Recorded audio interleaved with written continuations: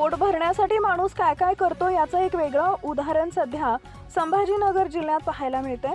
पुणे येथून एक व्यक्ती मोटरसायकलवरून शहर फिरत फाटलेल्या नोटा खरेदी करताना दिसतीये। बाजारात अनेक वेळा फाटलेल्या किंवा खराब झालेल्या नोटा व्यापारी, पेट्रोल पंप चालक किंवा दुकानदार स्वीकारत नाहीत। अशा नोटा घेण्यासाठी ही व्यक्ती मोटरसायकलवर पाठी लावून शहरात फिरतेय।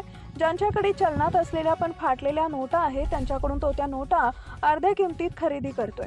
दरम्यान सरकारने 2000 रुपयांच्या नोटा चलनातून बाद केल्यानंतर अनेकांकडे जुन्या किंवा खराब झालेल्या नोटा शिल्लक राहिल्यात। अशा नोटा जमा करून त्या बदलून घेण्याचा प्रयत्न करत ही व्यक्ती आपला उदरनिर्वाह करत असल्याचं सांगितलं जातंय।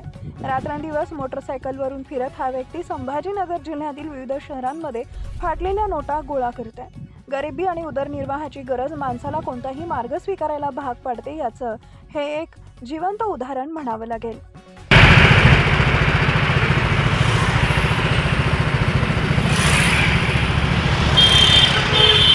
आपण कोणत्या नोटा घेता?